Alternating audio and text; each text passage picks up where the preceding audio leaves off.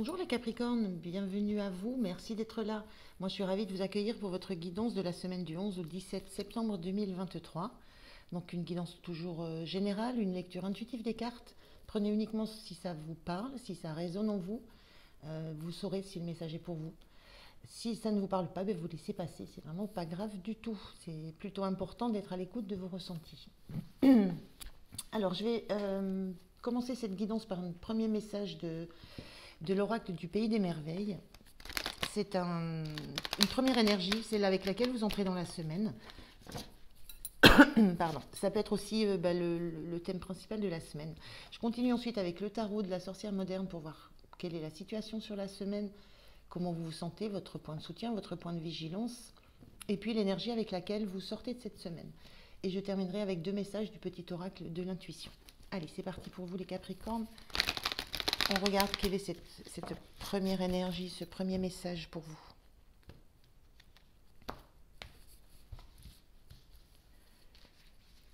Allez, un message s'il vous plaît pour les Capricornes du 11 au 17.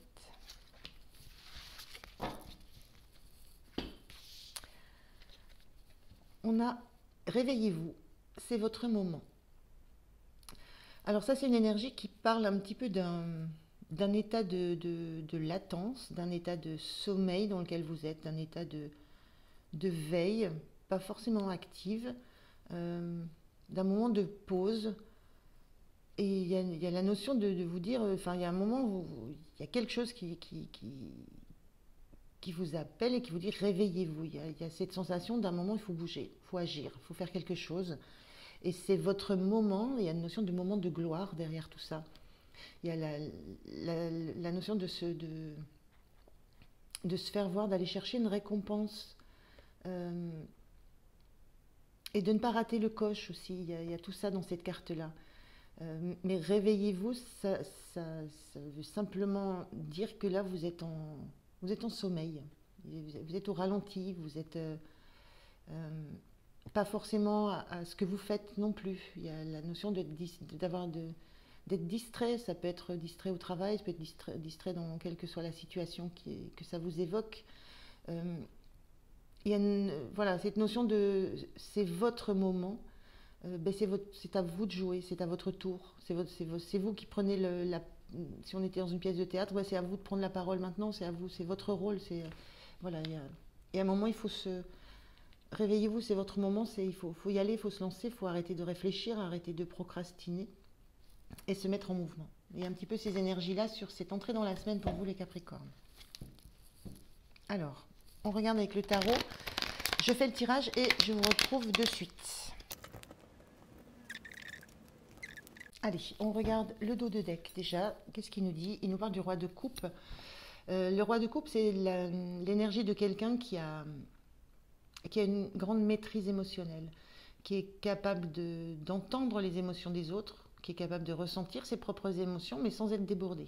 Voilà, il y a cette notion de, ok, on est dans la coupe, on est dans l'émotionnel, mais on regarde les choses en face, on regarde les choses sans être focus sur le niveau émotionnel. Il y a pas que, c'est pas ça qui va, c'est pas le côté émotionnel qui influe sur les décisions que vous prenez, sur la voie que vous choisissez de suivre. Il y a un petit peu cette notion-là dans le roi de coupe. Euh, la notion de réveillez-vous, c'est votre moment. Il y a peut-être ce moment où vous devez peut-être reprendre une certaine maîtrise de vos émotions. Voilà, peut-être un moment où il y a une, une posture à prendre, une posture à reprendre. Dans le roi, on est au bout du parcours, on est dans la maîtrise de ce qu'on est, de ce qu'on fait, de ce qu'on veut faire. On est passé par toutes les étapes et on arrive, voilà, on devient maître dans le domaine dans lequel on est. Donc là, il y a une maîtrise dans le domaine de l'émotion, quelle que soit cette émotion, hein, qu'elle soit générée par une relation, un projet professionnel, par un hobby, par une passion, quelle qu'elle soit, hein, de timbre, de peinture, quoi que ce soit, il y a quelque chose, vous reprenez la notion de prendre sa place. De prendre sa place et d'être au clair avec ses émotions. Que ça ne soit pas elle qui dirige les choses. qui vous guide, mais qui ne dirige pas. Alors, on regarde le tarot, la situation. On a ce 3 de bâton, les amants inversés et l'as de bâton. Ok. Alors, les amants inversés, la carte des amants, la carte des amoureux, ça peut parler d'amour, mais pas que. Ça parle surtout de choix. Ça parle de choix, d'harmonie, de choix de retrouver une harmonie entre son côté féminin, son côté masculin, entre son côté solaire, son côté lunaire, entre ses parts solaires, ses parts d'ombre. Il y a la notion de faire le choix d'aller vers l'harmonie, et cette carte, elle était inversée. Donc il y a une difficulté à choisir, il y a une difficulté à faire un choix. Il y a une difficulté à avoir à faire un choix, à avoir une harmonie. Moi, je ressens. Alors, ce que je ressens avec ces deux cartes de chaque côté, on est dans du bâton, là, on est dans de la créativité, dans le côté un peu passionné, dans le fait de faire pousser quelque chose. D'un côté, on a quelqu'un en 3 de bâton qui est prêt, qui a pu faire des choix et qui est prêt, qui est devant la rive et qui attend une opportunité, mais qui est dans une posture d'attente, de latence. Il y a pas, on ne met pas d'action là, on attend que les choses viennent. Et de l'autre côté, on a une notion d'opportunité, et d'opportunité qui est amenée par l'univers, par l'environnement, quoi que ce soit, quelque chose de nouveau. Le bâton, c'est une nouvelle passion, c'est une nouvelle... donc soit une nouvelle passion amoureuse, soit une nouvelle passion dans la créativité hein, quoi que ce soit, hein, je vous le disais, le dessin, la peinture, le chant, tout ce que vous voulez qui vous passionne, c'est une opportunité qu'on vous offre. Et il y a cette sensation au milieu d'être... de ne pas réussir à faire ce choix. Est-ce que je reste là, j'attends? Est-ce que je me cramponne à ce bâton-là que j'ai déjà? Est-ce que je reste cramponnée à ça et j'attends l'opportunité? Et puis si elle n'arrive pas, ben, je reste cramponnée à ce que j'ai et puis voilà. Ou alors de l'autre côté, est-ce que je me saisis de l'opportunité qui m'est offerte?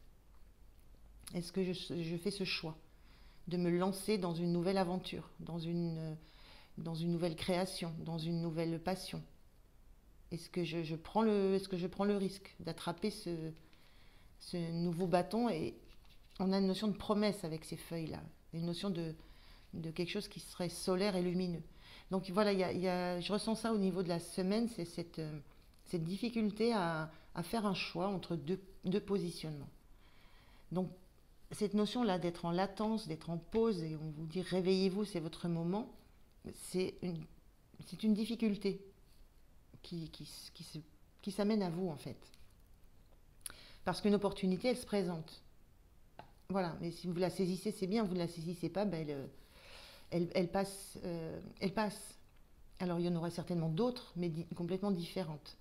Donc il y a cette notion-là aussi de ne pas savoir quoi faire. Soit rester endormi. Imaginez que vous êtes prêt, parce que là on est prêt, si quelque chose arrive, on est prêt. Mais on ne bouge pas, on n'agit pas, on n'est pas acteur de ce qui se passe. Donc cette sensation de soit on reste dans cette période de latence où on attend que les choses viennent, bougent toutes seules, parce qu'on est agrippé, accroché à quelque chose qui est très, très planté là. Ou alors, c'est votre moment, réveillez-vous, on agrippe, on s'empare de cette opportunité qui arrive. Voilà. Et ce choix est compliqué, il y a une difficulté. Vous avez une difficulté à vous y retrouver entre ça, à être en harmonie avec ce choix à faire. Voilà, c'est un peu ce que je ressens. Comment vous vous sentez en 7 de bâton inversé? Ce 7 de bâton, quand elle est bien aspectée, cette carte, c'est à l'endroit, c'est une énergie qui défend des positions, qui se défend contre de l'adversité, contre des... qui se défend contre quoi que ce soit. Quand on vient l'attaquer, la chercher, on essaie d'envahir un peu son territoire. Cette de bâton, elle est inversée. Ce que je ressens là, c'est que vous lâchez des positions défensives. Vous lâchez vous acceptez peut-être que des sollicitations ne soient pas si dangereuses que ça. on est dans un bâton là. Là, il y a pas mal de bâtons. C'est comme s'il y avait eu des sollicitations, des occasions, euh, et que vous étiez toujours braqué contre ces occasions-là. Et là, il y a le ressenti, c'est vous lâchez, vous commencez à lâcher le rejet de tout ce qui vous est apporté, de tout ce qui vous est amené, et vous commencez à lâcher la position de défendre un territoire. Alors moi, je le ressens derrière, il est un peu, il n'y a rien derrière. Enfin, il y a un cactus au fond là, mais il n'y a rien, c'est du désert. Euh, c'est comme si vous ressentiez s'il y avait une prise de conscience sur le fait que vous défendez je ne vais pas dire du rien, mais des choses qui sont bâties sur du sable. C'est mouvant, ça ne tient pas, c'est pas solide, c'est pas ancré, c'est pas planté dans. C'est des bâtons qui sont plantés c'est planté dans du sable et vous êtes sur des sables mouvants aussi. Donc il y a une notion de comprendre que vous défendiez, parce que elle était inversée, vous défendiez des positions qui ne reposent pas sur des bases solides. Et peut-être l'envie de visualiser autrement de la nouveauté, ce qui arriverait de nouveau vers vous. Bon, c'est un petit peu le ressenti. Le point de soutien pour vous. Le 10 d'épée inversé. Le point de soutien, c'est... alors ce 10 d'épée, le 10 d'épée, quand il est à l'endroit, c'est... on a pris des coups plein le dos. On a été trahi, on a été blessé. L'environnement a cherché à nous mettre à terre, mais de façon... c'est plus psychologique, c'est mental, c'est des paroles, c'est ce que vous avez perçu de façon mentale, de façon intuitive, ce que vous avez ressenti qui a été très blessant. Et il y a toujours la notion de 10 coups d'épée, c'est-à-dire qu'on ne vous a pas fait, on vous a pas planté une épée, on en a planté 10. Donc cette 10 d'épée, elle est inversée. Ce qui vous soutient, c'est que vous sortez de ce cycle-là. Vous avez eu vous êtes au bout de la résistance que vous pouvez opposer à tout ça. Là, le 10, on sort du cycle. Le 10 inversé, vous êtes en phase de comprendre que peut-être ce que vous avez pris pour des paroles ou des blagues ou de l'ironie ou c'était pas uniquement pour rire, ça vous a réellement blessé, ça vous a réellement touché. Et à cette compréhension-là, décidément, excusez-moi, cette compréhension-là qui vous aide, de comprendre ce qu'ont été les échanges que vous avez pu avoir avec un environnement, avec un extérieur, de quoi il relève, quel jeu il y avait entre vous et les autres, et le fait que vous ayez été quand même une cible de certains, ça peut être des ragots, ça peut être des moqueries, ça peut être... voilà, c'est quelque chose qui est extrêmement blessant. Mais vous êtes à terre, mais prêt à vous relever. Donc ce qui vous soutient, c'est ça, c'est une prise de conscience de de l'environnement dans lequel vous êtes, et vous êtes encore, et qui ne vous veut pas forcément du bien. Et on a en point de vigilance ce 3 de pentacle inversé. Donc le point de vigilance, alors j'ai toujours besoin de revenir à l'aspect normal de la carte, enfin normal. Donc le 3 de pentacle, c'est quand chacun est à sa place. On a un enseignant, un élève, un modèle, et chacun est à sa place, chacun a sa tâche à faire, ça roule, voilà, tout roule parce que tout est à sa place. Le point de vigilance, pour vous, c'est cette notion de place, cette notion de rôle. Là, il y a quelque chose il y a une notion de place qui n'est pas définie. Vous ne savez pas tellement quelle place vous avez dans l'environnement dans lequel vous êtes, dans un collectif, dans une équipe, dans une relation. Ça parle aussi de tierces, le 3 de pentacle. Les tierces, c'est soit vous êtes en relation mais vous avez une tierce personne. La tierce, ça peut être le travail, ça peut être quelque chose qui vient perturber une relation qui vient... donc il y a cette notion en point de vigilance, peut-être de faire attention aux tierces, voilà, à ce qui vient perturber un fonctionnement qui serait plus profitable s'il n'y avait pas justement la notion du 3. Il y a ça, quelle place, le point de vigilance, la place que vous avez dans un trio, dans un trio qui n'est pas forcément 3 personnes. Mais la place que vous avez dans ça. Ça peut être ça peut être l'environnement, vous, une autre personne. Voilà, ça peut être beaucoup de choses.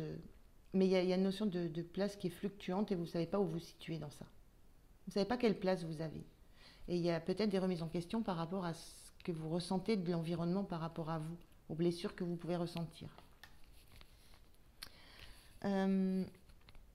Et quand on vous dit réveillez-vous, c'est votre moment, il y a peut-être le fait de se réveiller par rapport à ce que vous pensiez sain, serein, où chaque chose était bien à sa place, bien posée, bien définie.